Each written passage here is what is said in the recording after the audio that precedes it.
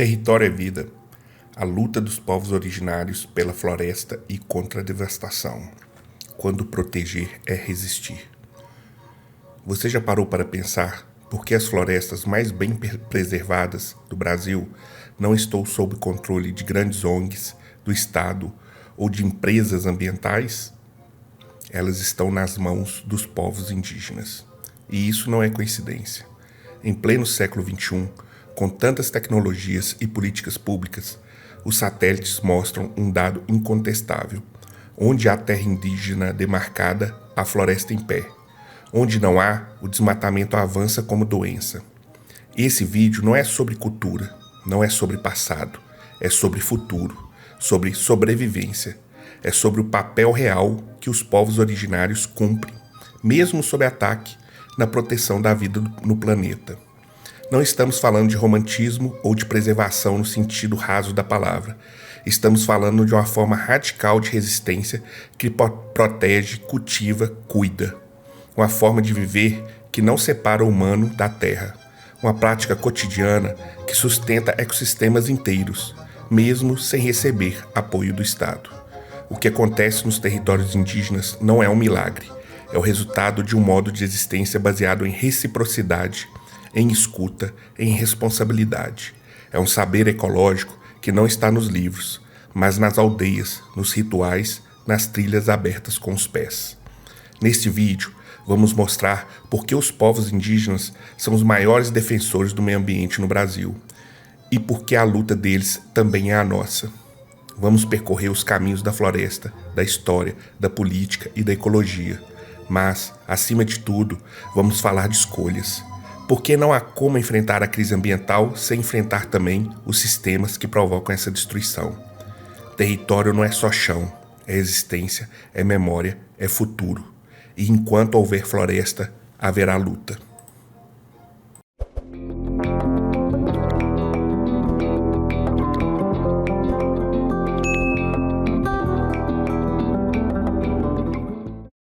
O mito do progresso, quando o desenvolvimento mata.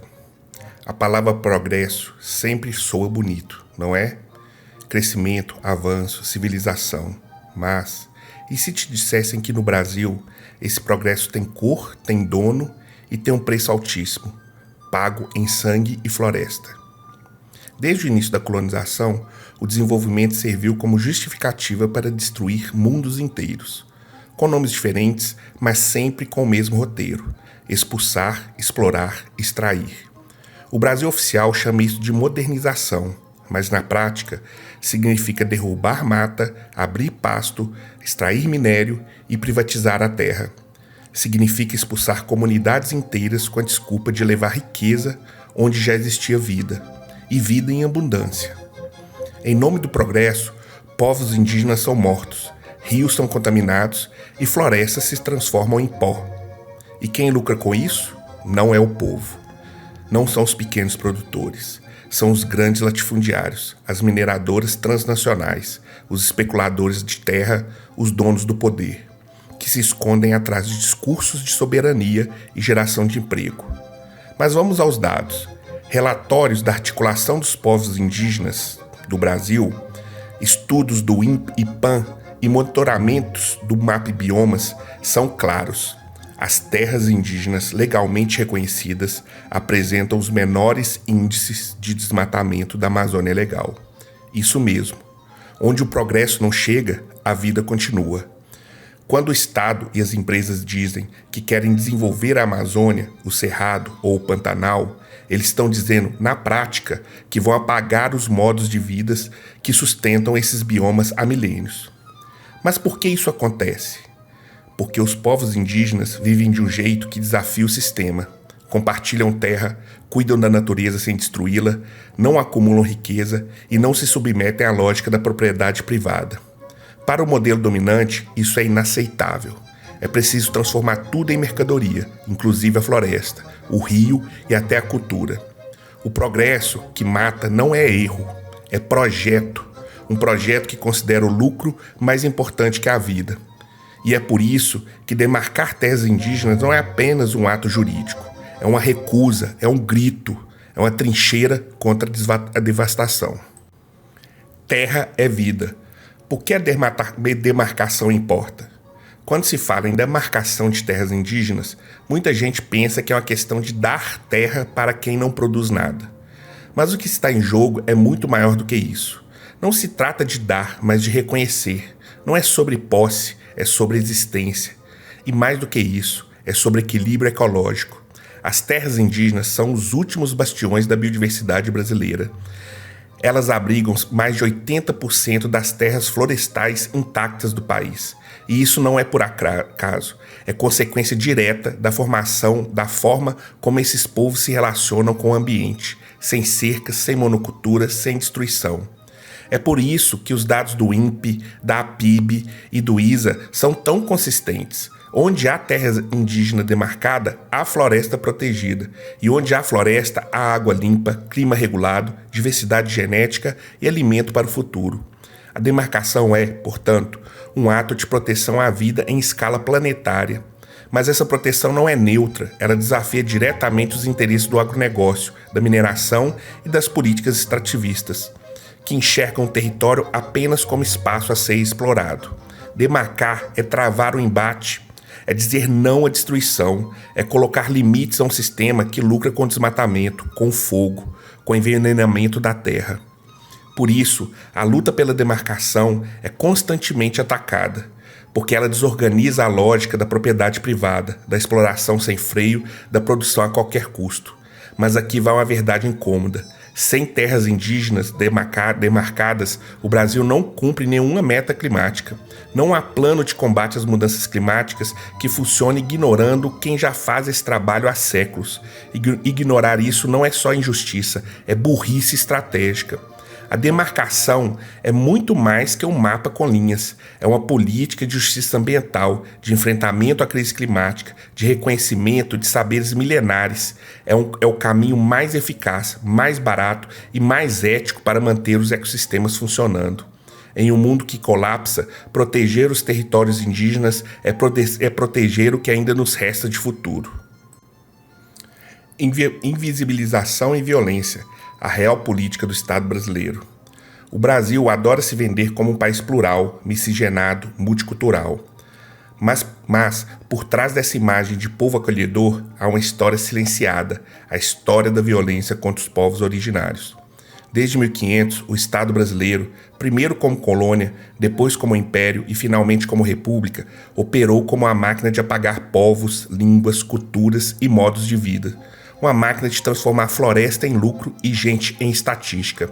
A política indigenista brasileira nunca foi neutra, sempre teve um projeto, o de integrar os indígenas à sociedade nacional, ou seja, fazer com que deixassem de ser indígenas, torná-los brasileiros pela força, pela fome, pela escola que ensina a esquecer, pela terra arrancada. Mas nem sempre isso aparece com clareza. A violência contra os povos indígenas hoje não se dá apenas com armas ou grilagem. Ela se manifesta na ausência de políticas públicas, na negligência deliberada da saúde, na impunidade dos assassinatos, na burocracia que paralisa demarcações, na criminalização das lideranças. E tudo isso com a conivência e muitas vezes com incentivo do Estado. A Constituição de 1988 reconhece os direitos originários dos povos indígenas sobre os seus territórios, mas mais de 40% dessas terras ainda não foram regularizadas. E pior, o Congresso Nacional atua abertamente para reverter esses direitos, como mostra o avanço do chamado marco temporal. A tese do marco temporal é uma armadilha jurídica. Ela diz que os povos indígenas só teriam direito à terra que estivesse ocupando em 5 de outubro de 1988. Como se ignorar 500 anos de expulsões, massacres e remoções forçadas fosse razoável. Isso é violência institucional, é o Estado dizendo: se você foi expulso antes da Constituição, azar o seu. O nome disso não é omissão, é política. Uma política de negação, de silenciamento e, sim, de genocídio, como reconheceu a própria Comissão Nacional da Verdade em 2014. A invisibilização também é estratégica. Ela impede que a sociedade entenda o papel vital dos povos indígenas na proteção do meio ambiente, na luta contra a crise climática e na preservação de culturas ancestrais. Invisibilizar é desumanizar. E desumanizar é o primeiro passo para justificar a violência. Por isso, quando dizemos que demarcar é proteger, estamos dizendo que é preciso romper com séculos de política de morte. Estamos dizendo que não aceitamos mais um Estado que só reconhece o indígena quando é conveniente, como símbolo folclórico ou como obstáculo ao progresso. Chega de romantização, chega de silenciamento. O Brasil precisa encarar sua história. E mais que isso, precisa mudá-la, porque enquanto houver uma só terra indígena não demarcada, o país estará em dívida com a própria vida. A economia da floresta em pé, o valor que o agro não quer ver. A cada queimada na Amazônia, a manchete se repete: mais espaço para o gado, recorde de produção de soja, crescimento do agro. O discurso é sempre o mesmo, é preciso produzir, o país precisa crescer, a economia depende do campo. Mas será que é essa mesmo a única economia possível? Vamos aos dados. Um estudo publicado na revista Nature revelou que os serviços ecossistêmicos prestados pela floresta amazônica, como regulação do clima, estoque de carbono, manutenção da chuva e da biodiversidade, valem mais economicamente do que todo o PIB da produção agropecuária na região. Sim, você ouviu direito. Preservar vale mais do que destruir. Mas isso não interessa a quem lucra com o desmatamento. As grandes corporações do agro e da mineração não querem um modelo de desenvolvimento que respeite a floresta, porque isso implica em limites. E para quem sempre explorou sem pedir licença, limite é sinônimo de ameaça. Só que há outro jeito de viver, e ele já existe. As terras indígenas são o exemplo mais potente de que é possível gerar bem-estar, segurança alimentar e saúde coletiva sem romper o equilíbrio ecológico. Nesses territórios, a floresta permanece em pé, a água corre limpa, o solo respira, a diversidade se mantém. E isso não é atraso, isso é inteligência ecológica, é economia do futuro. Não há futuro viável baseado em monocultura de exportação, uso massivo de agrotóxicos e avanço sobre biomas inteiros. Esse modelo está nos levando ao colapso climático. E os primeiros a sentir os efeitos são os próprios pequenos agricultores, expulsos pela grilagem e deixados à margem pelo latifúndio. A floresta em pé oferece alternativas, fármacos, alimentos, resinas, fibras, turismo ecológico, conhecimento tradicional.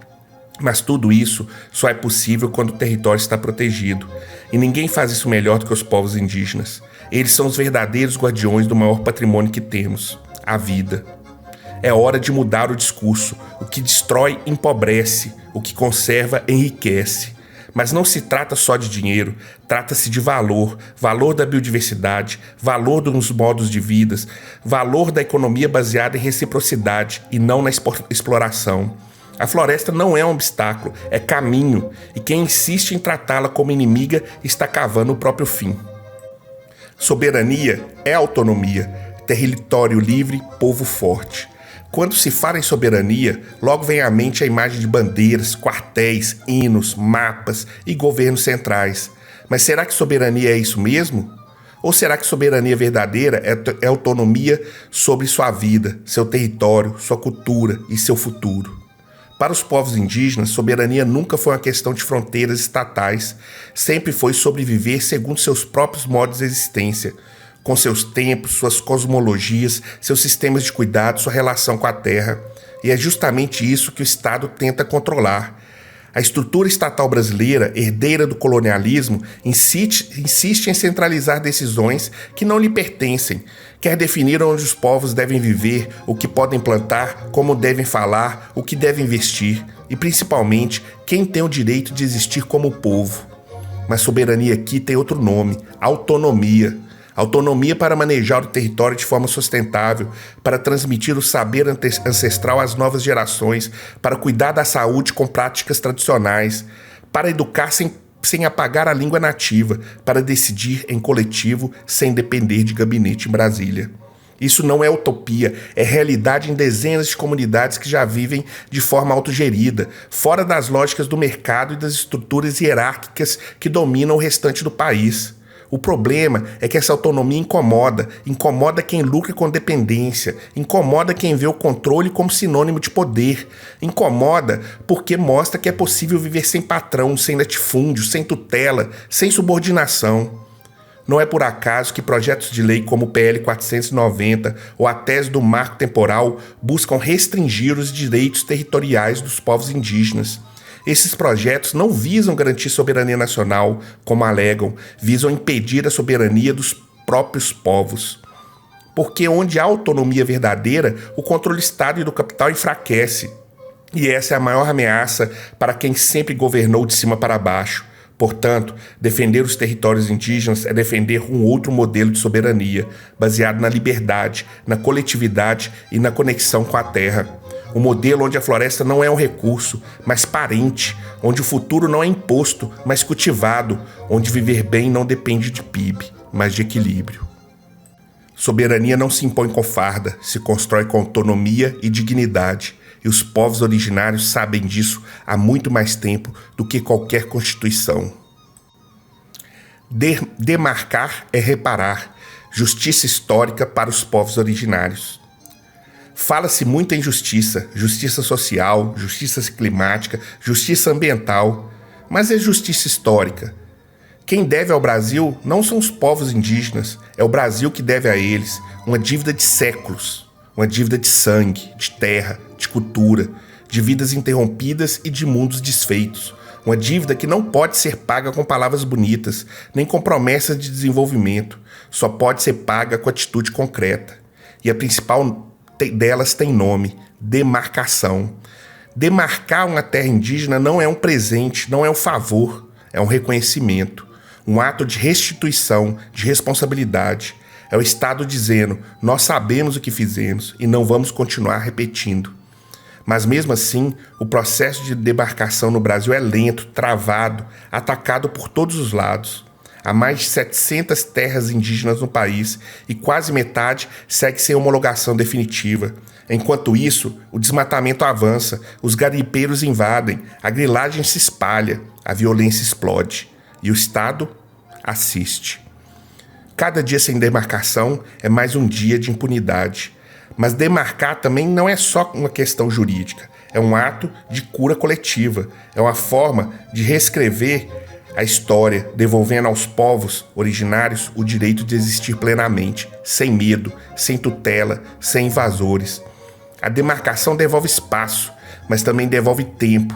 Tempo para as crianças crescerem com a língua viva, tempo para os rituais voltarem a florescer, tempo para a floresta se regenerar, tempo para o mundo respirar de novo. Em um país construído sobre apagamentos, demarcar é fazer história. E fazer história é escolher não repetir o erro. Por isso, não há conciliação possível com propostas que relativizam esse direito. Não há diálogo possível com quem defende marco temporal, mineração em terras indígenas ou a suspensão de demarcações sob qualquer pretexto. Reparação não se negocia, justiça se adia. E a justiça aqui começa com um gesto simples e imenso: reconhecer que este país tem donos originários e que nada pode ser justo enquanto esses donos forem tratados como invasores. A terra não é um recurso, é um parente. Nos ensinaram desde pequenos que a terra é um recurso, algo que se mede, se extrai, se explora. Um chão de onde se tira riqueza, um estoque de coisas inúteis. Mas, e se estivéssemos errando desde o começo? Para os povos indígenas, a terra nunca foi um recurso. Ela é um parente, é mãe, é avó, é ventre, é memória. É espírito vivo que sente, que responde, que devolve. Não é metáfora, é verdade. Uma verdade que sustenta a vida muito antes de existir Estado, capital ou mercado. E essa verdade nos obriga a escolher. Vamos continuar tratando o mundo como uma coisa? Como uma plataforma de negócios, um reservatório de matérias-primas, um campo de disputa entre interesses? Ou vamos finalmente reconhecer que não há futuro possível sem outro modo de existir? Um modo que não separa o humano do não humano, que não transforma tudo em mercadoria, que não impõe o lucro como medida de valor, que não depende de cercas nem de fronteiras. Os povos indígenas vivem assim e vêm vivendo assim há milênios. Não são o passado, são o que o futuro precisa ser. No mundo colapsado por pandemias, guerras secas e colheitas envenenadas, a única saída real é escutar quem sempre soube viver com a terra e não sobre ela. E isso exige mais do que respeito, exige restituição, aliança e transformação. O modelo atual já mostrou do que é capaz: rios mortos, ar irrespirável, alimentos contaminados, cidades cercadas por desastres. Já passou da hora de tentar outra coisa. Os territórios indígenas não são apenas áreas protegidas, são ilhas de futuro no presente, são escolhas vivas de convivência, são sementes de mundos onde ninguém precisa destruir para viver. É hora de escutar, é hora de caminhar junto, é hora de reconhecer: a terra não nos pertence, nós pertencemos a ela. E cuidar da terra como se fosse parente talvez seja o gesto mais revolucionário que podemos fazer.